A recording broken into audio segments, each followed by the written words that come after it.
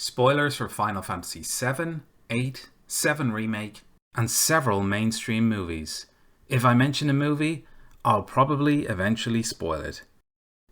What if the Whispers invaded the plot of a Final Fantasy VIII Remake, stopping Irvine from shooting Edea, guiding Squall and Rinoa to the Ragnarok in deep space, pushing the main characters down the roads they need to walk?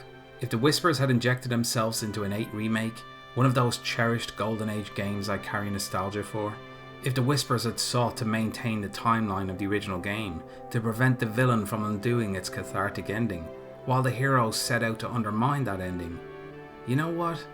I don't think I'd have cared so much. Weird, right?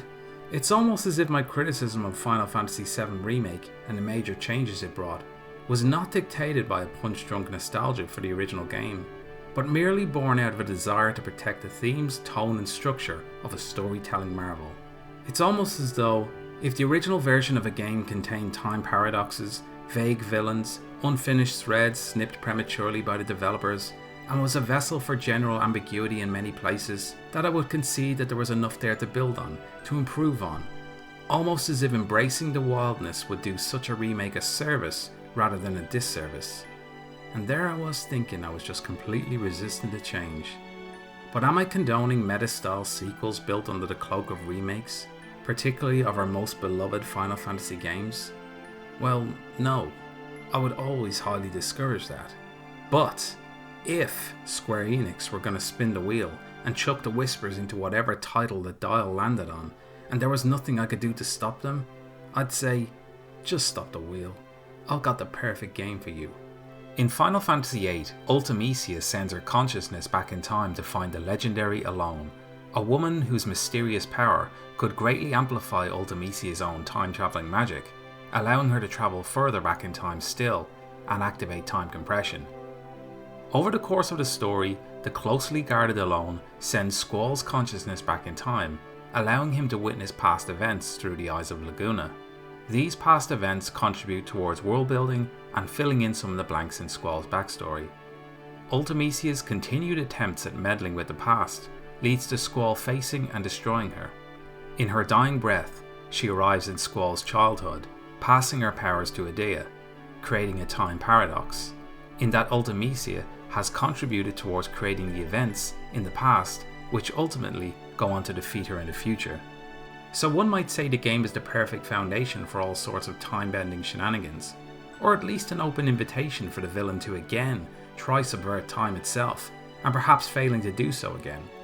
In the same way it seems that Sephiroth in Remake has rolled the dice when faced with his own defeat, one could imagine Ultimecia, just before her death, making one last attempt to disrupt this timeline rather than preserve it, and time answering with a horde of Whispers, or magical agents, who want to keep the original game's victory intact. Ultimecia perhaps tricking Squall and friends into believing the original game had a bad ending, and the only way to change a doomed destiny is to trust her. Maybe the ensuing conflict would cause the timeline to split into multiple variants. Such an escapade could give rise to alternate versions of Squall, Rinoa, Laguna and so on. This is the game that could have got away with it, not the game that didn't have a hint of time manipulation, not the game that already juggled enough supernatural elements across its 3 discs. No, surely you do it to the game that had time compression at its very heart. Because very early on in FF8, whether the player knows it or not, the story is establishing itself as a cross-time narrative.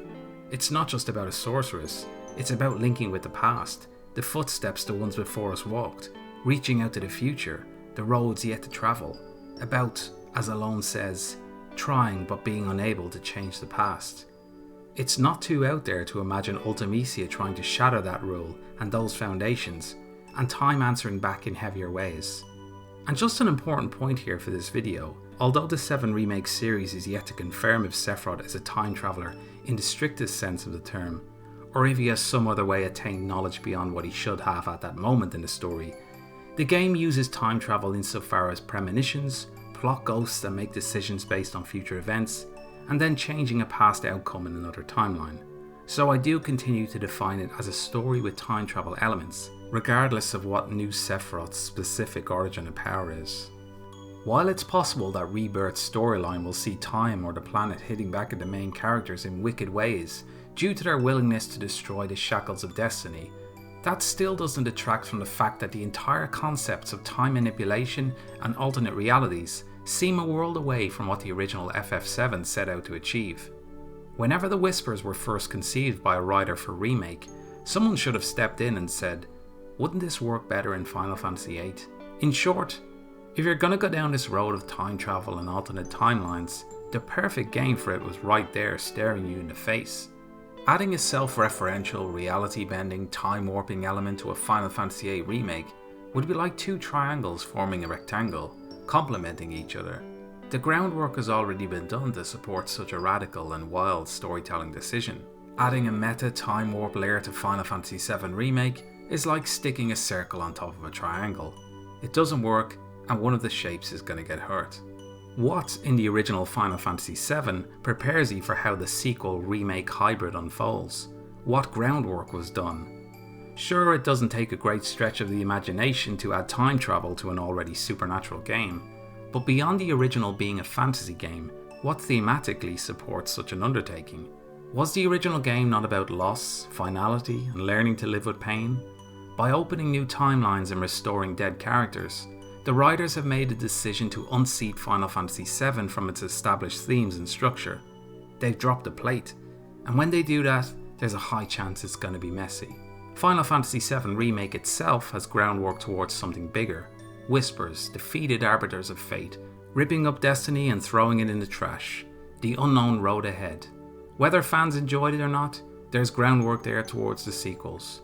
But again, there's nothing in the original Final Fantasy VII which would invite the decisions Remake brought. And that's not to say that sequels can't go in bold new directions, but they shouldn't undermine the themes of the original story. At that point they cease to enjoy the DNA properties of their parents, no longer a cohesive and complementary entity. They become something else entirely, a foreign body. The inclusion of alternate realities and time travel to the world of Final Fantasy VII, a game famous for the overwhelming sense of loss, for the people we couldn't bring back, for its exploration of life and death, feels wrong in our blood because it's completely at odds with the theme of the original game. Just because the original FF7 is about life, that doesn't mean you express life by reviving dead characters. Any story expresses its theme through its polar opposite. If your story is about power, then it's really about the absence of power. If your story is about life, then it's really about death.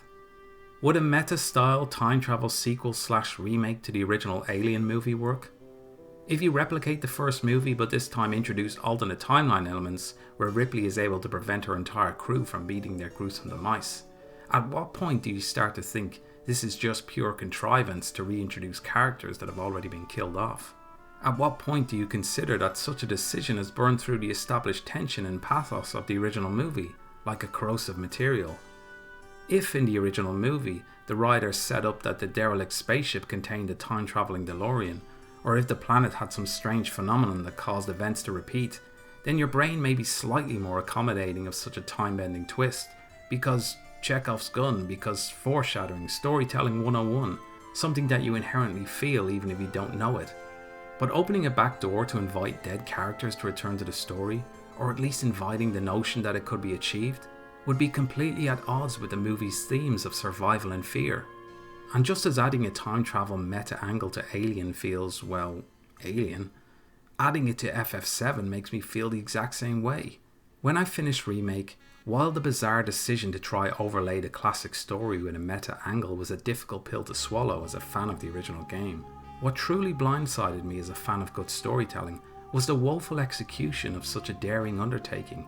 Whispers dart in and out of scenes, zapping the momentum from pivotal moments, stealing attention away from characters, creating plot holes that were never there in the first place.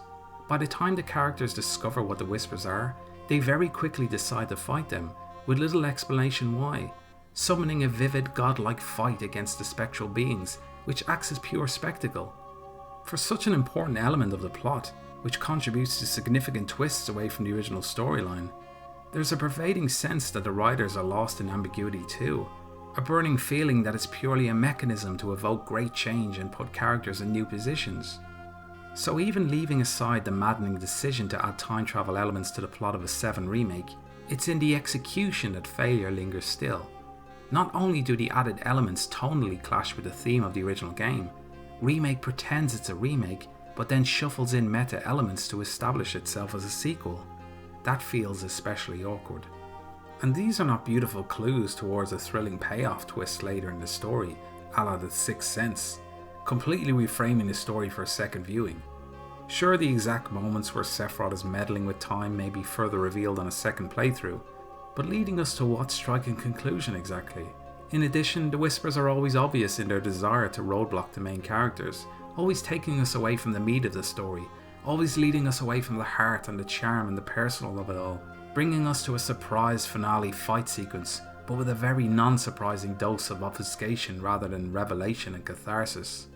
And of course I will concede one's distaste is amplified because this is a remake of a story we know and love all too well. Our brains will not accommodate failure. But objectively speaking, there are reasons why this didn't work.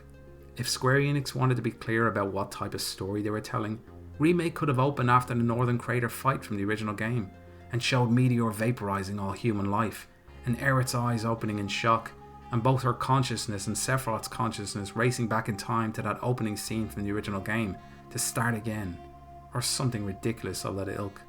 But instead, from the opening bell, the game hoodwinks the audience, holding our hand, leading us into our memories, but very slowly loosening the grip, so by the end, we're left alone in the middle of a fever dream. Of course, fans might appreciate it as a roller coaster ride, accompanied by their favourite characters, but they must acknowledge the sheer divide in how fans responded to these meta elements, in particular the garbled and confusing final chapter. And again, that's not just a symptom of introducing meta elements, it's also in the execution of those ideas. X-Men Days of Future Past is a sequel that introduced time travel and succeeded in its execution. Kitty Pryde sends Wolverine's consciousness back in time to the 1970s to try change something in the past. It's the first instance of time travel in the X-Men movie series, and even though we know mutants with unique powers are a thing, it's still not a given that we'll accept time travel into this universe. But we do accept it because the premise of the movie is set up within the first 10 minutes. In the future, the X-Men are hunted, locked into a dystopian nightmare, and moments from certain death, they attempt to change the past. Time travel is not a deus ex machina wheeled out for a finale, or something peppered throughout the script by virtue of an apparent time-travelling villain smirking on street corners because he knows more than you do, or plot ghosts zipping in and out of scenes, but rather, time travel is part of the premise of the movie.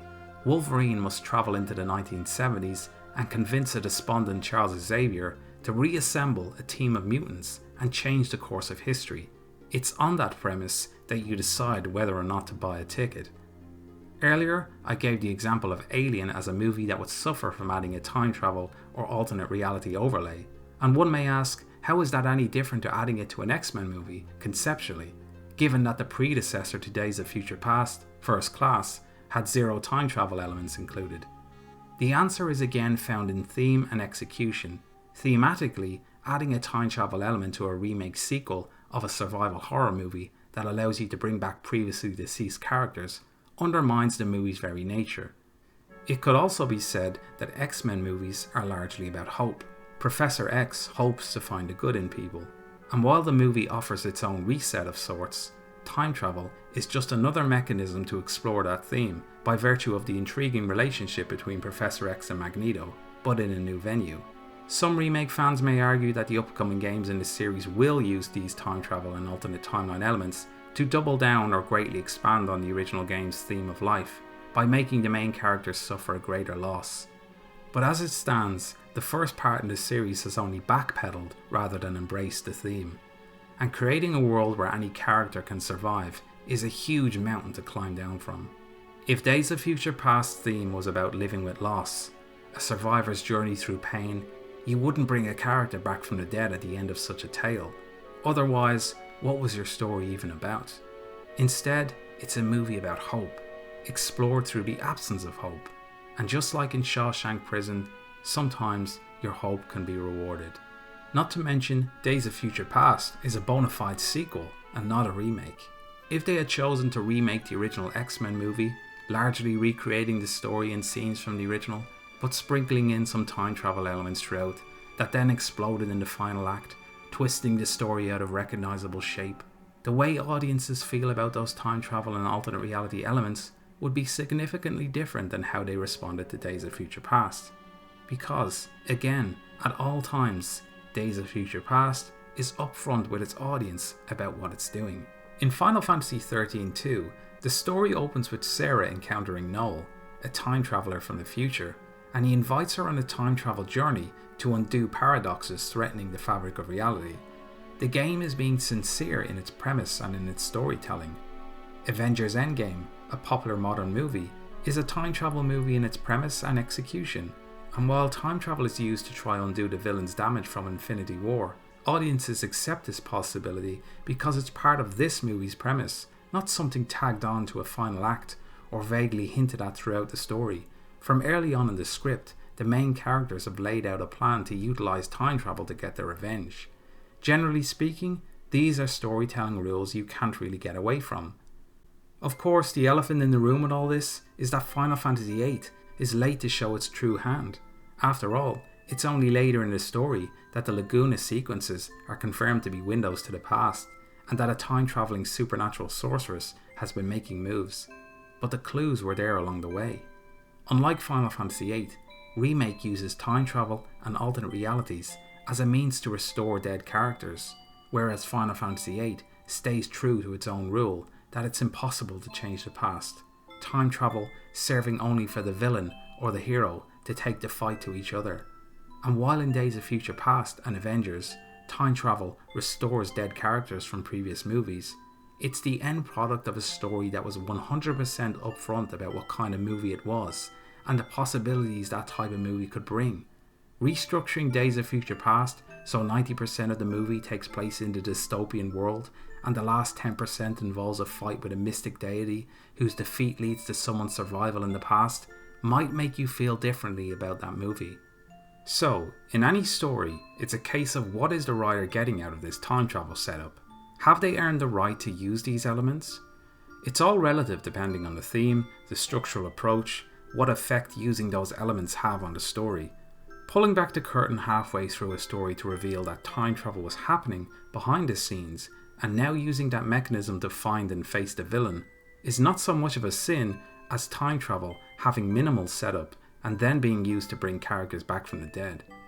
Final Fantasy VIII never uses time travel as a means to undo mistakes from earlier in the story, or else you'd be less forgiving towards it. Instead, really all time travel is doing in that story is A. providing exposition about Laguna, and B. providing an avenue to get closer to the real villain, and an elaborate venue to confront her in. And the result is, anecdotally speaking, by and large fans seem to appreciate the time travel elements as a fun and distinctive addition to the story. But even if that's not true, and even if VIII fundamentally failed in its storytelling, its sin is contained inside its own box. Unlike Final Fantasy VII Remake, a challenge to an original game's foundations. Another issue with 7 Remake is the lack of clarity, which can be a death knell for time travel or alternate timeline stories. Remake doesn't explain how Sephiroth is doing what he's doing. The end goal is vague and obscure. Of course it's important for stories to keep some cards hidden, but if you think Remake brought an acceptable level of clarity to the table, you only have to look at the amount of theory videos capitalising off the sheer vagueness. Whereas Final Fantasy VIII has one bullish theory, Ultimecia's Renoa, an attempt to add weight to the villain's background and motivation, not her actual goal, which is communicated clearly in the game.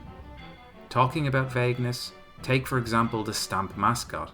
In Remake, the Shinra propaganda pooch is established for the first time in the FF7 universe, and then its alternate reality branding, namely a completely different dog breed, is used to try clue the audience into the fact that the timeline where Zack survived is different to the one in which we've been playing.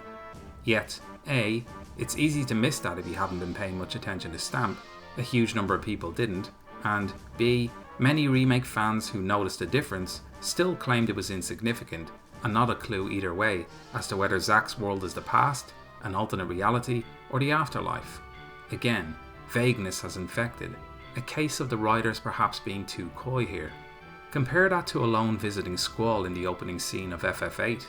Only later it's revealed who this mysterious character is. But she's not just a visual clue, she's a part of the very fabric of the plot.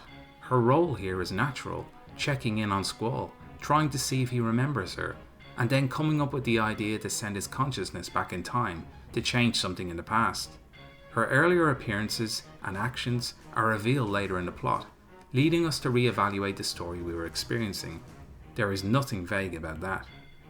In the interest of fairness, the Whispers are not exactly vague insofar as a plot device that is built up as the story progresses.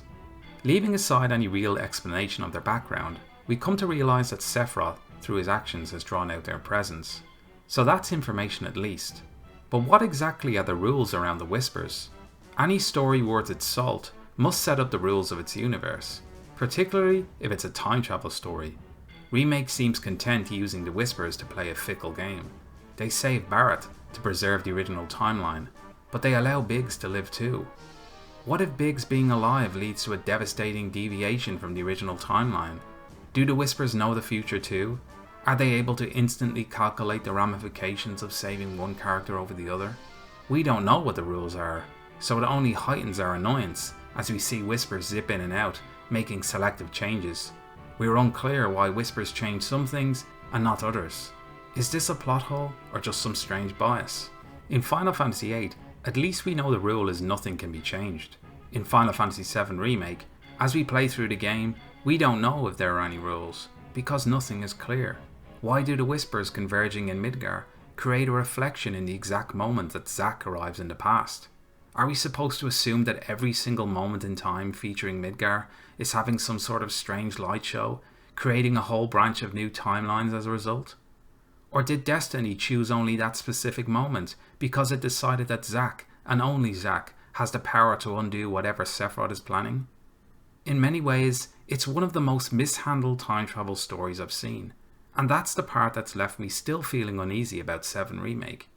Instead of falling in love with the idea of misdirection, and then slowly revealing the game to be a sequel, I believe Square Enix would have been better served to market the game as a time travel story, and then fully embrace it if that's what they wanted to do. Be upfront. Instead of piggybacking off the opening Gold Star Midgar section and arc from the original game, just be clear, and that clarity would have filtered through the entire work, allowing them to fully establish the rules of their universe. Look at Back to the Future Part 2. That movie surprised audiences by having Marty travel into the events of the first movie in a meta and fun way, and his mission becomes tethered to pivotal moments from that first movie.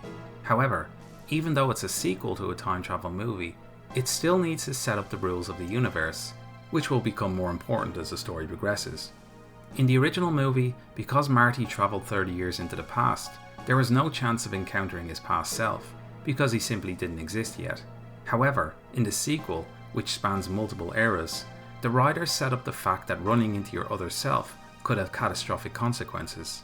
This rule is hammered home repeatedly throughout the movie, starting from the first act, so that by the final act, we're walking a tightrope along with Marty as he tries to carefully navigate his surroundings while avoiding his other self, and potentially damaging the history that was created in the first movie. On paper, that final act is pretty incredible. You're going back into the first movie to play around in that set piece, referencing it while trying not to disturb it. It's kind of remarkable what the filmmakers achieved here, and all along the way, we've been served with absolute clarity. But in Remake, the finale we're led to is a place of vagueness once again. I think the Remake community now has a pretty good handle on the fact that the main characters defeated Destiny by destroying the Whispers, and that Zack's timeline is a brand new branching path. But that seems only to be a collective agreement based on the multitude of Square Enix interviews, printed materials to support the game, and even up until recently, the Rebirth trailer. I think it's safe to say that immediately after playing Remake, there were a wild array of fan theories as to what actually happened at the end of the game. You've likely debated back and forth with people about the ending's meaning, so you'll probably know what I'm talking about. People may think it's an unfair or disingenuous comparison, but at least in Final Fantasy VIII, there is no real way of misinterpreting Alone's role in the story, unless you have skipped the dialogue. And her mere existence, having been the catalyst for so much of the game's plot, ties everything together in a neat and natural way. While the Whisper's presence in Remake frustrated rather than intrigued a lot of players. The revelation that you can defeat them, and by doing so create new events in the FF7 timeline, was not a satisfying outcome, in my opinion, given that there's no natural basis for their inclusion in the first place. In Final Fantasy VIII, there's an active force in Ultimecia challenging time. It's far more logical for the Whispers to show up here, or in a sequel where someone tries to break the established string of paradoxes. The Whispers' inclusion in Remake is damaging, particularly as their meta nature is playing off the audience's understanding and expectation of the original game. Many fans have even interpreted the Whispers as a critique of fans who were expecting and hoping for a one-to-one remake. A vague insult, perhaps? Whereas, if they had appeared in an FF8 remake instead, they would be more likely interpreted as a more logical addition, and not a commentary on remakes in general. As you move through Remake's story, it uses a combination of tricks to save characters who died in the original game. It gives you glimpses of events yet to transpire, and then, in its final moments, it requests the main characters step off the rail and fight for the right to join a new rail. Never mind that the current rail they're on already seems remarkably better than the original timeline. Multiple characters saved, an entire slum's population preserved. They take this step anyway, after witnessing visions, which could just be more illusions, Cloud himself having experienced illusions earlier in the game, don't forget. The conflict between the party's confusion and our existing knowledge, the ambiguity around its decision to challenge destiny, and what it means to shun the original game thematically, makes it hard to root for yourself in the final battle. So, in Final Fantasy VII Remake, we have a structural weakness, and, most importantly, I'd ask you to recall that the original Final Fantasy VII theme is life, often expressed through death, so the introduction of meta elements represents a thematic crisis. Therefore, at least in my eyes, Remake storytelling decisions fail both on a thematic and structural level here. It's in the choice and the execution where I think Square Enix failed, and seemed doomed to fail as soon as the developers committed themselves to this idea. An idea that I believe should have been reserved for Final Fantasy VIII, if anything. And then you factor in that the original Final Fantasy VII stayed well clear of time travel, stayed away from quick fix get out of jail solutions for undoing mistakes, the drama only excelling as a result, and it's no surprise that fans are still so passionate about the original game and how it made them feel, and why breaking those chains feels like an abomination. And I have to come back to that fundamental point, that Final Fantasy VII Remake is a remake of a game that never included time travel. So with that out of the way, let's return to the original Final Fantasy VIII for a moment. Even today, a shadow still hangs over many of its plot choices. The handling of Irvine awkwardly refusing to take the shot, the lengthy prison section, the orphanage memory loss reveal, finding the Ragnarok in space, Norg hiding in the basement, Edea dropping out of the story and tagging in Adele, and then Ultimecia instead. These are all quite prominent or lengthy plot points or moments in the story, and debate over how they could have been improved continues to this day. A Final Fantasy VIII Remake would provide an opportunity to improve on many aspects of the story, while allowing Square Enix to indulge in a time-bending meta fest. Multiple timelines, whispers invading scenes, but staying away from the trap of reviving dead characters, because that would contradict the original game's rules. But, granted, would that be enough to stop Square Enix? Imagine the game now. The whispers burst in and start explaining away some of those awkward moments from the original game. They barrage Irvine, dampening his will to pull the trigger, or lay a premonition or flashback upon him, revealing Adea's identity at that crucial moment.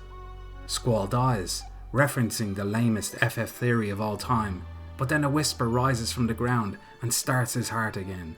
An entire army of plot ghosts surround Delling City, and you need to face their caretaker to break this predetermined path. At the end of the game, somehow Squall's mother is brought back to life, but in another timeline. Actually, scratch that. Surely that would be a step too far. The story gets bolder still. Perhaps allowing Squall to travel into Ultimecia's backstory as part of some wild endgame strategy, with the view to stopping her from being born, or when she's a child, preventing her from becoming a devilish sorceress in the first place, only to accidentally create the pivotal moments that lead to Ultimecia becoming a sorceress, thereby creating another paradox which completely maintains the original game's timeline and doubles down again on the PS1 classic.